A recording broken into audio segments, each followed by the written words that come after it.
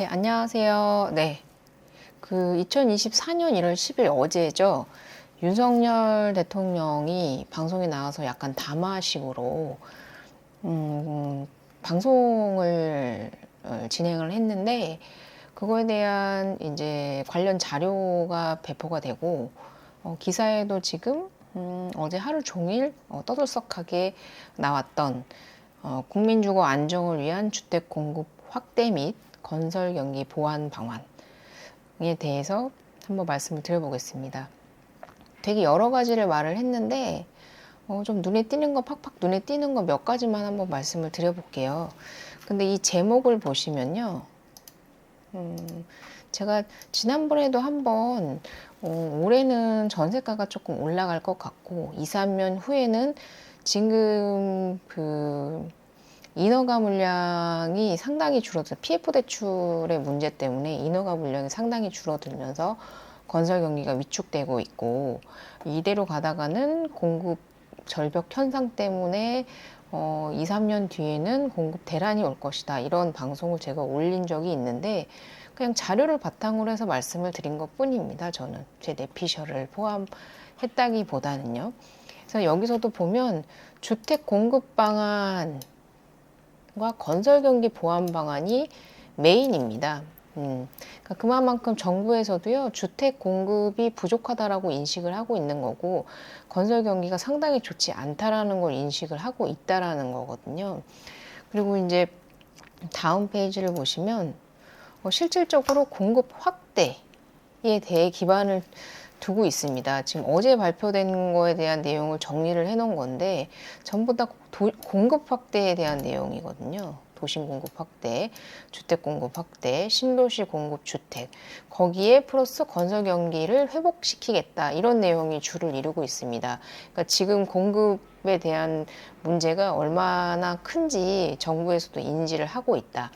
특히나 그때도 제가 재건축 재개발 이제 도심지에 재건축 재개발이 이루어지지 않으면 지금 지방은 미분양 때문에 난리고 서울은 아파트가 부족해서 난리고 그리고 PF 대출 때문에 인허가 착공 물량은 줄어들고 있고 그래서 여러 가지로 양극화 현상이 심하게 일어나는 상태라 도심의 공급을 확대하는 방법이요 재건축 재개발밖에는 없거든요. 그리고 소규모 도심 복합 사업 이거는 말 그대로 정말 소규모이기 때문에 이번에 그래서 발표가 됐습니다. 재건축 재개발과 일기 신도시 재정비 특별법에 대한 내용이 공급 확대 방안으로 발표가 됐습니다.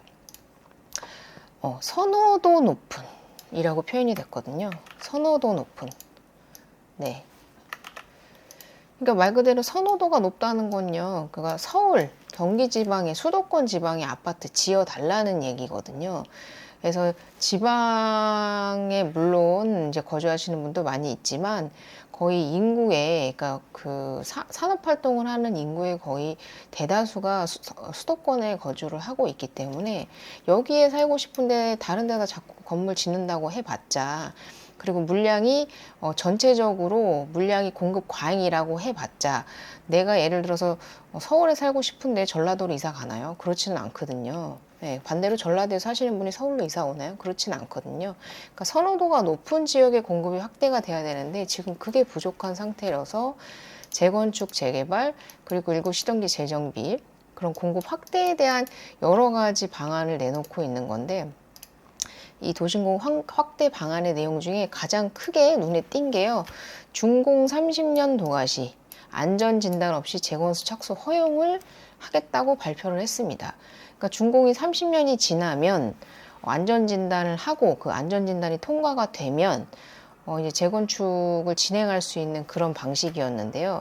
이제 사업 시행 인가 전까지만, 그러니까 안전진단을 아예 안 하게끔 하겠다는 건 아니고 안전진단의 기간을 다음 표로 보시면요.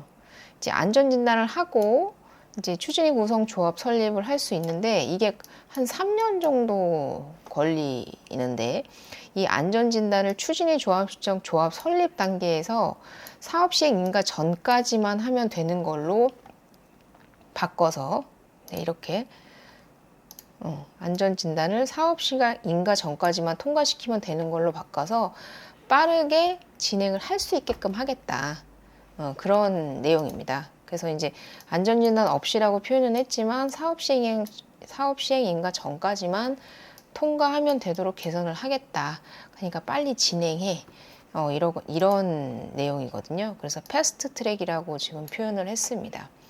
사실 이게 제대로 될지는 모르겠는데 이게 어쨌든 안전진단 없이 그냥 할 수 있는 건 아니고 어찌됐건 사업 인가가 떨어지기 전에 통과를 시켜야만 하는 거라 사실 조합 설립까지 되었다가 이 안전진단이 통과가 안 돼서 사업이 멈추는 거랑 애초부터 사업이 멈춰져 있는 거랑 특별히 차이가 있을까 싶기는 한데요. 이 안전진단 자체에 대한 조금 그 수준을 이제 좀 장벽을 낮춰주는 게 중요하지 않을까라는 생각은 드는데 어찌됐건 이렇게 바뀌었다. 그리고 두 번째는 구입부당 경감입니다. 네, 구입부당 경감에 대한 가장 큰 정말 이거는 아이고 죄송합니다. 말들이 나오기는 했어요. 될 거다 안 될 거다 말들이 많이 나오긴 했는데 이번에 발표가 됐습니다. 그러니까 오피스텔 신축 소형주택이요. 60제곱 이하 소형주택 수도권은 6억 지방은 3억 이하 아파트를 제외한 소형주택이에요. 향후 2년간 2024년 1월부터 2025년 12월까지입니다. 준공되는 2년간 준공되는 신축 소형주택에 대해서 취득세, 양도세, 종부세 산정 시에 주택수에서 빼겠다고 말을 했습니다. 그러니까 2024년 1월부터 준공되는 네, 보시면 다가구, 공동주택, 아파트 제외죠. 네, 그리고 도시형 생활주택, 주거용 오피스텔을 2025년 12월까지 최초 구입 시에 주택수에서 제외해주겠다라고 발표를 했고요. 이제 신규 취득하는 경우에 세제 산정 시에 주택수에서 제외를 하기 때문에 그냥 기존에 갖고 있는 주택수에 해당하는 세율을 적용해서 이제 부과를 하겠다. 다만 1세대 1주택자가 추가 구입하시는 경우에는 이제 그러니까 주택이 하나밖에 없었는데 주택을 추가로 구매를 하시는 경우에는 이 양도세, 종부세에 대한 특례는 미적용하겠다. 근데 이제 예를 들어서 주택이 없으신 분들이 오피스텔을 하나 사면 지금은 그게 주택수에 포함이 되기 때문에 청약도 할 수가 없고 그리고 1세대 1주택에 대한 아파트의 비과세 혜택을 받을 수가 없는데 이제 무주택자의 경우에는 오피스텔을 만약에 최초로 구매를 한다고 하시더라도 이거를 주택수에 포함시키지 않겠다고 발표를 했기 때문에 청약에도 전혀 영향이 없고 그리고 1주택자로서 아파트를 구매한다 하시더라도 비과세로 매도를 할 수 있는 그 특례를 적용받을 수 있다. 이런 내용이기 때문에 저는 이거는 좋은 방법이라고 생각을 합니다. 네, 좋은 정책이 발표가 되었다. 단기 등록 임대를 도입을 다시 하겠다고 발표를 했습니다. 그때 박근혜 정권 때 이제 임대 사업자를 활성화하고 문재인 정권에서도 초기에는 그랬다가 그게 이제 임대 사업자가 주택 투기를 조장한다고 해서 중간에 없애버렸던 아파트에 주택임대 사업자를 없애버렸는데 그리고 이제 있던 주택임대 사업자도 말소를 하게끔 만들고 그리고 단기에 대한 임대 사업자를 없애고 장기로만 변형을 시켰고 그리고 뭐 재산세나 취득세 그리고 주택수 포함되지 않는 오피스텔이 예전에는 주택임대 사업자면 주택에 포함시키지 않았거든요. 그러니까 여러 가지 혜택이 있었는데 싹 다 없애버리고 거의 의무만 남았다고 할 정도로 주택임대 사업자에 대한 특별한 혜택이 없었는데요. 현재 임대기간이 10년인데요. 이걸 완화해서 단기 등록 임대를 예를 들어서 6년 같은 단기 등록 임대를 도입하겠다고 발표를 했습니다. 그러니까 소형 임대주택 공급을 활성화하겠다. 아파트는 제외다. 이게 왜 자꾸 소형 임대주택 공급을 활성화하겠다고 얘기를 하냐면요. 지금 완전 그 전멸 수준입니다. 지금 짓지를 않고 있고요. 뭐 전세 사기 같은 것들도 문제가 되고, 아까 대출 같은 것도 문제가 되고, 아파트를 선호하는 경향이 점점 더 커지면서 여러 가지 사건들로 인해서요, 소형 임대가 잘 되지 않고 있고요. 건물을 짓지도 않고 있습니다. 근데 이런 게 일가구, 그러니까 1인 가구에게는 되게 중요한 주택이기 때문에 이 소형주택의 활성화 방안은 상당히 청년들 주거 환경을 해결하는 데 상당히 중요한 부분인데, 이런 부분에 대한 공급을 활성화하는 방법으로 단기 등록 임대를 다시 부활시키겠다. 라고는 했습니다. 근데 뭐 어떤 세제적인 혜택이 있어야 된다고 생각을 하는데, 뭐 등록 임대를 했어요. 근데 무슨 혜택을 주실 건지에 대한 그런 내용이 없습니다. 네. 어떤 세제를 혜택을 주겠다. 이런 내용만 있고요. 어떻게 구체적으로 줄 건지에 대해서는 없습니다. 그러니까 주택임대 사업자를 하는 경우에는 뭐 주택수에서 제외를 해준다든지, 종부세를 배제해준다든지, 아니면 재산세를 경감해준다든지, 여러 가지 세제 혜택에 대한 구체적인 방안은 발표가 되지 않았고요. 그냥 임대주택을 활성화하겠다. 이게 과연 임대인들한테 어떤 혜택이 있는 건지 이렇게 하는 것이 조금 갸우뚱하게 되는 내용이기는 합니다. 근데 여기 첫 번째 말씀드렸던 그 전에 말씀드렸던 이 소형주택 주택수 제외는 그래도 좋은 발표다. 근데 다만 2024년 그러니까 올해부터 준공되는 신축 소형주택이기 때문에 그 전에 준공된 주택은 해당되지 않아서 사실 조금 아쉽지 않나.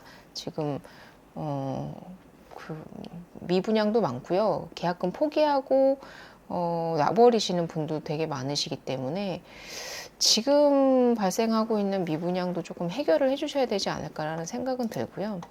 그리고 단기 등록 임대 도입에서 2024년 1월부터 2년간입니다. 지금 모든 정책이 2년간 임대 등록을 한 전용 60제곱 이하 공동주택, 아파트는 제외입니다. 도시형 생활주택, 주거용 오피스텔에 대해서 단기 임대 사업자의 제도를 부활시키겠다. 이렇게. 사실 10년이라는 주택임대 사업자 기간이 상당히 부담스럽잖아요. 그리고 매도도 못합니다. 주택임대 사업자가 그 건물을 매도를 하려면요, 주택임대 사업자에게만 포괄양도양수로 계약을 넘기실 수 있는데, 만약에 그냥 말소를 하고 넘기시면요, 과태료가 부과됩니다. 그래서 사실 매도도 하기 어렵고, 금액도 5%밖에 못 올리고, 보증보험도 들어줘야 되고, 여러 가지 의무사항은 되게 많은데, 임대인으로서의 혜택은 별로 없기 때문에, 임대사업자 등록을 하시는 임대인들이 점점 줄어들고 있다. 그런 추세에서 이런 정책을 내놓았다. 이렇게 보시면 될 것 같습니다. 이제 전체적인 어제 발표한 전체적인 내용으로는 재건축 재개발의 패스트트랙 도입과 그리고 1기 신도시 재정비에서 이제 용적률을 이제 확대시켜 준다라는 내용이 있었는데, 사실 그게 얼마만큼 실효성이 있는지에 대해서는 이제 지자체에서 결정할 사항이라고 하더라고요. 그래서 시간이 좀 걸릴 것 같다. 그리고 이제 공급은 도시 건축 규제 완화하고 세제 금융 지원 여러 가지, 그리고 기업형 리츠 장기 임대를 도입한다 이런 그러니까 임대 사업에 대한 활성화 방안이 상당히 많이 나왔고요. 3기 신도시는 여전히 계속 진행되고 있는 상황인 거고, 이제 건설 경기 회복 관련해 가지고 PF 대출 지원을 추가로 하겠다. 그리고 지방 사업 여건을 개선하고 여러 가지로 건설 투자를 활성화하기 위한 방안을 내놓았습니다. 이번에 발표 방안을 보면요, 전반적으로 주택의 공급 활성화, 공급 확대 방안입니다. 이제 건설 경기가 죽는 상황이라 건물을 짓지 않아서 지금 이 상태로 가다가는 공급 절벽이 올 가능성이 크다. 그래서 지금 주택 공급 확대 방안에 대해서 계속해서 발표를 한 거고요. 보시면 전부 다 주택 공급 확대 방안에 대한 내용입니다. 그래서 시기가 약간 선거철 전에 발표된 게 뭐 없지 않아 있기는 하지만 어찌됐건 간에 여러 가지로 도심지 지역의 공급 확대가 필요한 거는 사실이다. 이렇게 저도 생각을 합니다.